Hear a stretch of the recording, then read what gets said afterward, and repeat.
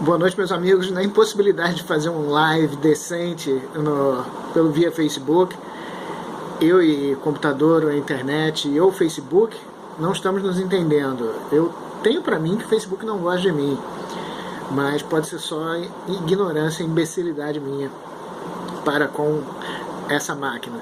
Então eu vou tentar gravar aqui esse vídeo no meu telefone mesmo, que pode também não ser uma boa ideia, mas vamos tentar. Eu vou falar um pouco sobre o livro de Jó.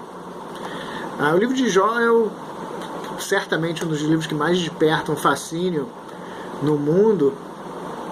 É um livro grande, na Bíblia são 42 capítulos, então não é um livro pequeno. Ele não é um livro histórico, ele é um livro do que a gente chama de literatura sapiencial. Ele faz parte dos livros da literatura sapiencial, escritos de sabedoria. E você tem aí os Salmos, Eclesiásticos, o livro da sabedoria, Provérbios, e o livro de Jó é um deles. O livro de Jó, ele se passa na época dos patriarcas, ou seja, no livro de Gênesis, entre o capítulo 12 e o fim. Jó seria um dos primeiros patriarcas, mas o livro provavelmente foi escrito muito depois, mais de 1000 anos depois, provavelmente depois do exílio babilônico até. Algumas pistas no livro mostram isso. Já é um tipo de reflexão depois. O ponto principal, parece que eu vou contar o fim do filme, mas o ponto principal do livro de Jó, na verdade, é o que ele significa. Não tanto o seu formato, eu vou falar um pouco disso depois, mas o que ele significa. Para entender isso, você tem que entender o que era o pensamento dos israelitas na época dos hebreus ainda, na época dos patriarcas, na época de Jó. O pensamento depois que vai por todo o Antigo Testamento, na verdade. Qual é o tipo de pensamento na época? O judaísmo antigo, o pensamento recorrente não tinha uma grande preocupação em soteriologia e nem um pensamento escatológico tão grande. O que isso quer dizer? Não tinha assim, uma grande preocupação com a salvação, quer dizer, da alma, e também não escatologia, quer dizer, preocupação com as coisas finais, o que vai acontecer depois da morte e daí por diante. Era muito mais uma noção de uma relação com Deus para o que ia acontecer aqui na Terra, uma relação que um dos motes dos livros sapienciais isso é questionável, que você pode chamar assim uma coisa tão direta, mas é possível extrair um pouco o pensamento de aqui se faz, aqui se paga. Não com o mote que a gente vê hoje quando se fala isso, que aí é bobagem, não é assim.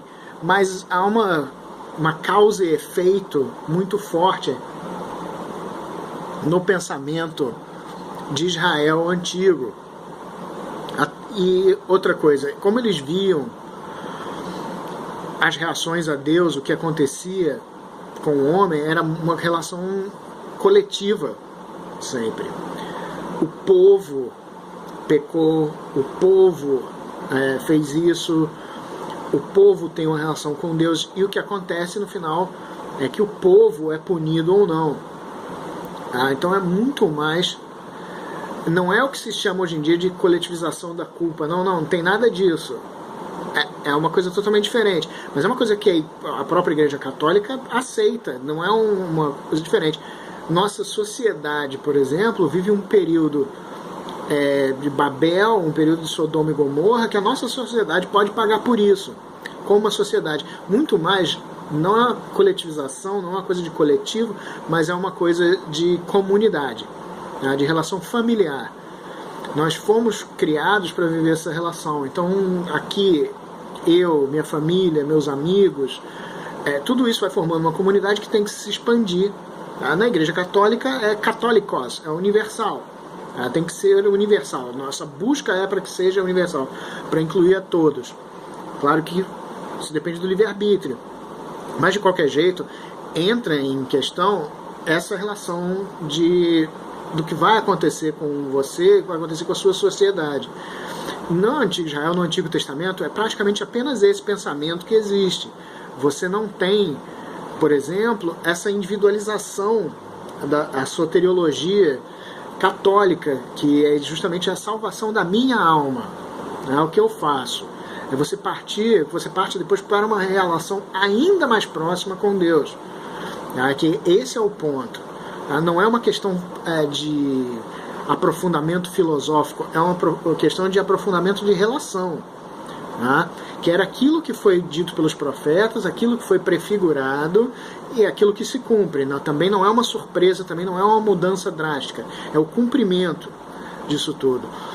Então, o livro de Jó, nesse sentido, ele apresenta uma teologia quase transitória nesse sentido, que para mim, isso é muito claro quando eu estudo o livro de Jó.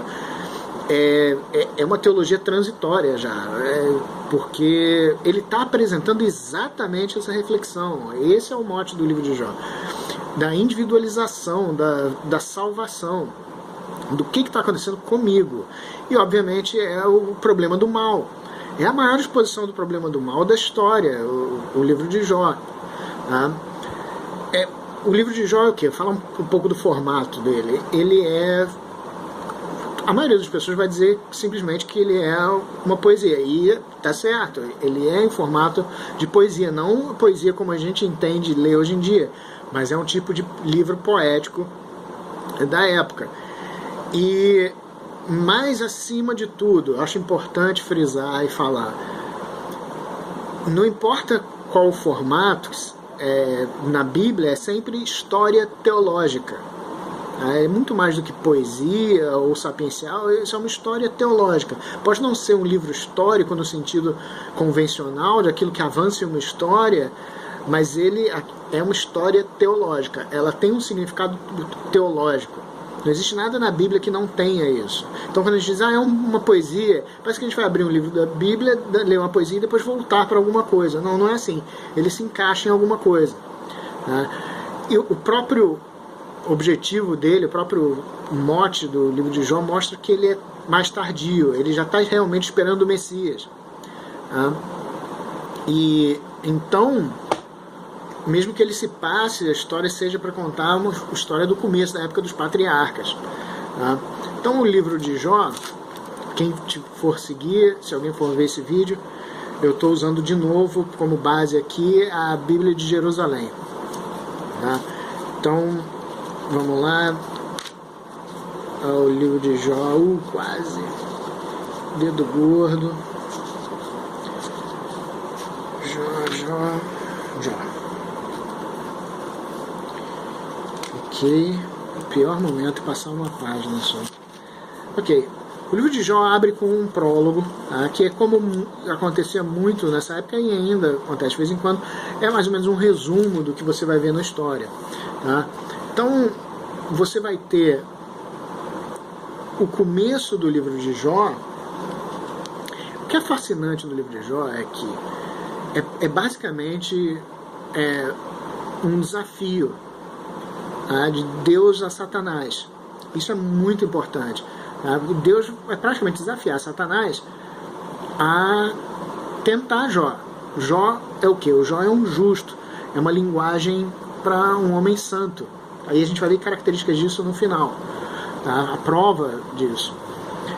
Então ele é um justo, como se chama, ele é um homem temente a Deus, ele vive aquilo que ele fala, aquilo que ele prega, ele vive a religião dele, e com isso, como mostra aqui em sentido simbólico, ele é um homem muito bem sucedido.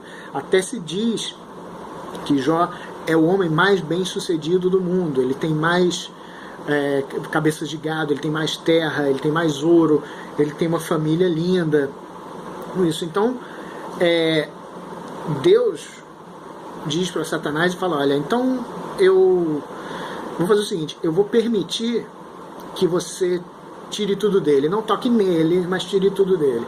Então Satanás vai e tira tudo de Jó, tira a casa, tira tudo, é uma desgraça completa. E Satanás volta para Deus e nada funcionou. Jó continua com fé. E aí Deus fala, tudo bem, eu vou te autorizar a que você mexa com Jó. Você não vai tirar a vida dele, mas você faz com ele o que você quiser. E Satanás mata os filhos de Jó, a família de Jó, deixa ele todo doente, todo horrível. E aí começa o discurso de Jó sobre o problema do mal.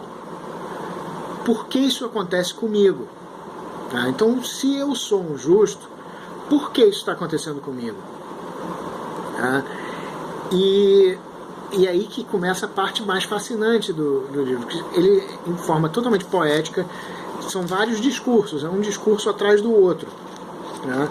E aí Jó começa a questionar Deus, e tem uns amigos de Jó que aparecem e começam também a... Eles questionam Jó, questionam Deus, questionam a situação, provocam Jó a uma reflexão. Jó, ele condena outras coisas, ele condena, sabe, a sorte, o azar, o que aconteceu, como pode, mas ele não condena Deus em nenhum momento, mas ele questiona. Aí começa, claramente Jó vai perdendo a paciência com o passar do tempo. Então, e os amigos começam a questionar, olha, como é que pode isso? Como é que uma coisa dessa acontece com uma pessoa? Você não é um justo? Eles começam a questionar então que, Jó, você não deve ser um justo. Você não deve então ser um santo, como você pensa que é. É um questionamento muito forte, sabe? Porque não que Jó pensasse um santo, mas ele sabia que ele era fiel. O mote da história é que ele sabe que ele é um justo. Ele sabe bem, em nenhum momento ele condenou a Deus, em nenhum momento ele se voltou contra Deus. Como é que aquilo vai acontecer com ele? Então, Jó, você chega, por exemplo, no capítulo 14, Jó fala, olha, e aqui é muito interessante, no capítulo 14 ele vai falar sobre a fragilidade do homem. E Jó vai dizer uma coisa que eu acho fundamental aqui, um sinal de uma teologia já muito avançada. Ele fala, como é que você vai trazer pureza do que é impuro? Isso é muito fascinante, porque aqui é um sinal claro, e a igreja primitiva entendeu isso, que Jó está falando do pecado original. Jó está falando do pecado original. Ele está tratando aqui da questão... peraí, só tem impuro. Ele até fala uma coisa, ele fala, não há um, que é muita gente traduzir só por ninguém. Mas eu acho que São Paulo faz uma alusão também, ele está citando isso, quando ele fala em Romanos 3,10, quando ele diz, não há um bom, nenhum. Isso, ele pode não estar citando Jó, mas isso é uma coisa que começa a se desenvolver, uma teologia que começa a se desenvolver muito dessa história. Então ele diz, como vai tirar o puro do impuro? E claramente isso, Jó está começando a tratar do pecado original. Ele está dizendo, olha só, a humanidade é ruim. A humanidade é ruim. Por que vocês acham então que eu ia sair puro? Eu não vou sair puro. Há uma noção aqui do pecado. Mas, como a gente sabe, embora todos sejamos pecadores, algumas pessoas podem ser santas, algumas pessoas podem ser justas, viver com o Senhor. Então, esse questionamento vai se tornando mais interessante ainda no livro de Jó. E você começa a ver, por exemplo, aí um amigo de Jó questiona ele. Você por acaso é o primeiro homem a nascer? É um questionamento curioso, porque ele fala, e você veio ao mundo antes das colinas? De novo, ele está questionando um momento na criação em que o pecado ainda não tinha entrado no mundo. Você é o primeiro, você estava lá. Deus vai fazer esse questionamento a Jó depois de uma outra forma. Mas aqui é muito interessante entender que ele está dizendo, se você não é desse momento, se você não é desse período, você é pecador. E aqui há uma coisa sobre uma coisa, olha, é inevitável, a inevitabilidade disso. Mas isso também é uma coisa questionável, porque aí você também cairia no desespero. Você diria, não, então se eu sou pecador, esse é o meu destino. E esse é outro questionamento interessante do livro de Jó. Ele começa a questionar isso. Olha, eu não sei o que fazer. É assim? Tá todo mundo condenado ao desespero? É isso que é a vida? E as pessoas começam a dizer, olha só, a vida na Terra é isso aqui, Jó, é essa porcaria para todo mundo. E Jó às vezes acredita nisso. Tá? Ele começa a dizer, não, então tá todo mundo perdido, é isso mesmo, a vida é essa porcaria, nós fomos destinados a sofrer, que há alguns reflexos disso nas lamentações que acontecem no Antigo Testamento nos piores momentos, mas sempre depois da lamentação vem de novo o arroubo de fé, e Jó começa de novo a dizer, não, olha só, a justiça divina é muito acima disso, nada que eu sinta, minha raiva, nada disso vai mudar a justiça divina, eu preciso entender. E no capítulo 19 tem um versículo muito interessante que Jó diz, é 19:25, que ele diz, eu sei, a tradução aqui não é muito boa, que ele diz, eu sei que meu defensor está vivo e que no fim se levantará sobre o pó. Caramba, isso é profético. Na verdade, a palavra aqui é garral, que seria, na verdade, como um familiar. A melhor tradução para isso, na verdade, seria redentor. Seria redentor. O meu redentor está vivo e, no fim, ele se levantará do pó. Mais cristológico que isso é impossível.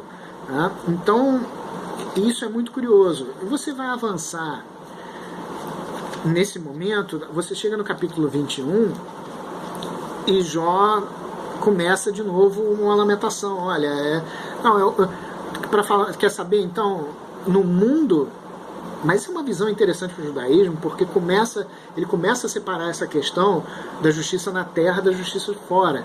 Que então ele começa a dizer que não, o mal prospera na terra, só quem prospera é o mal. Que é uma visão, às vezes, aqui que a gente tem falando de política, coisa, olha, só quem se dá bem é o malandro, é o esperto, e é mais ou menos isso em termos teológicos que ele está tratando. Olha, assim, que no capítulo 21, quem prospera aqui é o mal, então, esse é um problema.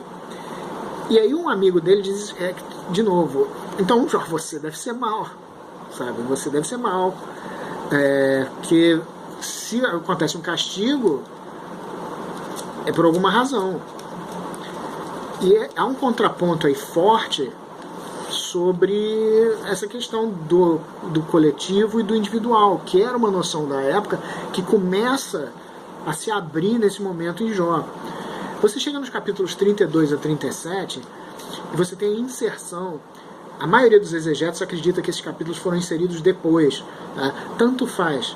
Teologicamente, para a gente, tanto faz. Eles mais ou menos interrompem a narrativa para outros discursos de um amigo deles. Tá? Eliú, mas isso não importa muito. O que importa é quando a gente chega ao capítulo 38. Capítulo 38, Deus aparece para Jó. Tá? Esse é o grande momento do livro, são os capítulos 38 a 41. Quando você tem a maior teofania da Bíblia. O que é a teofania? É a presença de Deus, a aparição divina, o contato direto com Deus. O resto todo você tem assim, pouquíssimos, como Moisés, Deus aparece para ele, poucas coisas. Esse momento é a maior teofania da Bíblia, são capítulos em que Deus aparece e questiona Jó. E Deus começa a dizer, olha, você teve aqui, quem foi que fez a terra, quem foi que fez o mar, quem fez as estrelas? Foi você ou fui eu? Sabe? Você teve aqui quando eu fiz o mundo? E aqui muita gente acha erradamente que Deus está dando uma carteirada em Jó. Está dizendo, olha, quem é você botando Jó no seu lugar? Não é isso. Tá? Não é isso. O que Deus está fazendo aqui é dizendo para Jó, você não entende. Tá? Você não é capaz de entender a minha justiça. E isso é muito interessante. O que ele está dizendo para ele é isso: você não é capaz de entender a minha justiça, você não sabe dos meus propósitos, você não sabe o que é criar o universo, você não sabe o que é criar as almas, você não sabe o que é criar tudo isso, você não sabe o que é permitir ao homem amar ou não a ele, sabe, o livre-arbítrio. Então, isso aqui é muito interessante. Todo esse discurso de Deus e Jó é fantástico. E Jó claramente está intrigado com tudo isso, e Deus começa depois a mostrar que não só ele domina o mundo, os atos do mundo, como ele domina também todas as forças, a moral, o mal, ele tem domínio sobre o mal. Isso é muito importante, porque por causa da concretização da história da salvação, do plano da salvação. Não é que Deus jogue o mal, mas o mal não tem força contra Deus. O mal não acontece apesar de Deus. O mal não acontece porque Deus ignora e permite, quer dizer, ele permite que o mal aconteça dentro de determinados parâmetros, mas ele não está alheio a isso. E Deus, aquilo ali acontece, não é porque, olha, eu não posso fazer nada contra o mal. Não é isso. Se Deus quiser, ele acaba com esse problema. Isso é muito interessante no capítulo 40. E quando ele chega no capítulo... Aliás, uma coisa interessante é que aqui ele cita o Leviatã. O Leviatã é uma linguagem para Satanás, claro. É uma linguagem que a gente vai ver pelo resto da Bíblia. Em alguns livros, às vezes, as pessoas acham que tem essa palavra em outros livros, mas não tem. Tem poucos livros a citação sobre Leviatã. Por exemplo, as pessoas acham que tem no Apocalipse. Não tem. No Apocalipse, você tem outra linguagem que a igreja naturalmente identificou como Leviatã, mas não tem a palavra. Então, você chega no capítulo 41 e Deus faz uma linda explicação sobre aquilo que, na verdade, aquilo que está por vir. Ele fala do mal vencido, dos reis caídos.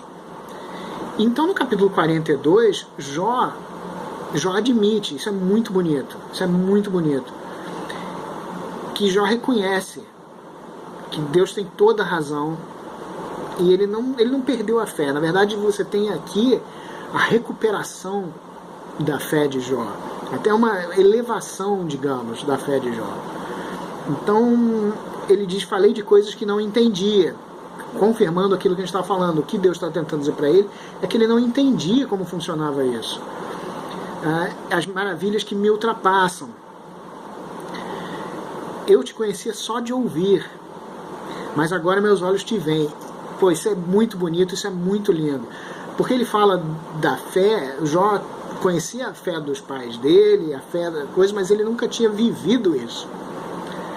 Isso é muito importante para a gente, isso é muito importante para a nossa fé. O que é viver a fé? O que é você passar por um teste na sua vida e você manter a fé?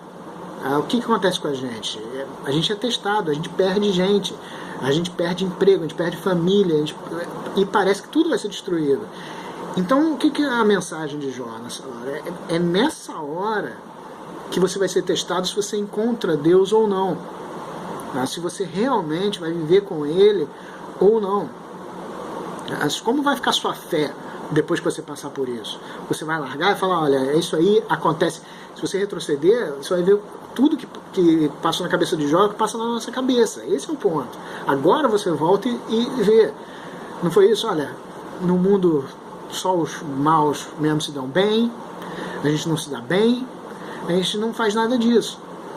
E no final, Deus resgata as coisas de Jó. Ele dá para ele mais gado do que ele já teve, ele dá mais terra, ele dá mais felicidade a Jó e tudo isso. Então, meus amigos, o que acontece aqui? Essa é uma prefiguração de Cristo.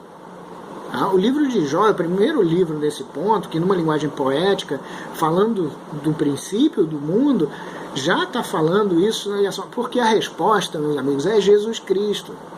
A resposta desse livro é Jesus Cristo. A resposta é... E, por exemplo, São Paulo cita muito Jó. Não muito, que Jó não é tão citado assim diretamente, mas indiretamente, como eu falei, tem algumas vezes que claramente a gente está falando de Jó. Então, por exemplo, São Paulo cita Jó diretamente na sua primeira carta aos Coríntios, quando ele diz, primeira carta aos Coríntios 3,19, quando ele diz: pois a sabedoria deste mundo é loucura diante de Deus. Com efeito está escrito: ele apanha os sábios em sua própria astúcia. Isso é uma citação de Jó. Isso sabe, a sabedoria do mundo é loucura para os outros. Os sábios vão ser pegos na sua própria astúcia. A gente não entende. A sabedoria de Deus às vezes parece loucura para a gente. A pessoa diz: cara, você tem que ter fé. E você diz: fé? Eu perdi tudo. Então isso é muito bonito. São Paulo cita também na carta aos Romanos, na minha opinião, mais de uma vez até, mas uma ele faz diretamente, que é no capítulo 11. Se meu dedo gordo permitir a gente passar, no capítulo 11, 35.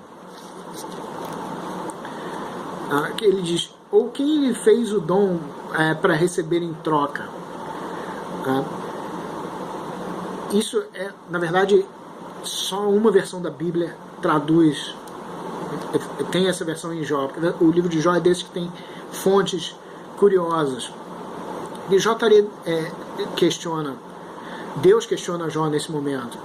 Ele diz: o que você me deu para eu ter que te dar em troca? Isso é uma questão, um questionamento sobre a gratuidade da graça de Deus. Porque o que nós demos a Deus?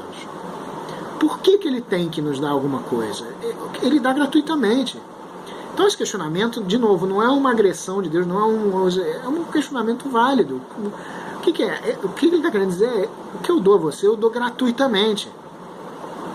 E se você quiser, o mínimo que a pessoa pede é como nós todos pedimos. O que eu peço para fazer uma coisa boa para alguém? O mínimo que essa pessoa me ame. Eu quero isso dos meus amigos, sabe, da família, é só isso. Então isso é muito interessante. E a resposta, então, sobre tudo isso, meus amigos, é Cristo. É em Cristo que Deus prova definitivamente que Ele não está alheio ao ser humano. Que Ele se importa. Ele se importa tanto que Ele sofre na terra. Que Ele sofre pelos nossos pecados e tira tudo. Atira tudo sobre si mesmo em Cristo. Cristo pega tudo que é ruim, nosso, pega sobre ele, sofre a pior das torturas, é crucificado de uma forma que seria considerado humilhante, criminosa, digno de uma pessoa amaldiçoada, porque é isso que ele está pegando de nós. Então, quer dizer, a resposta, gente, é que São Paulo nos dá de novo a resposta em Romanos 8, 18, quando ele diz: penso com efeito que os sofrimentos do tempo presente não têm proporção com a glória que deverá revelar-se em nós. Isso é maravilhoso. São Paulo faz isso algumas vezes.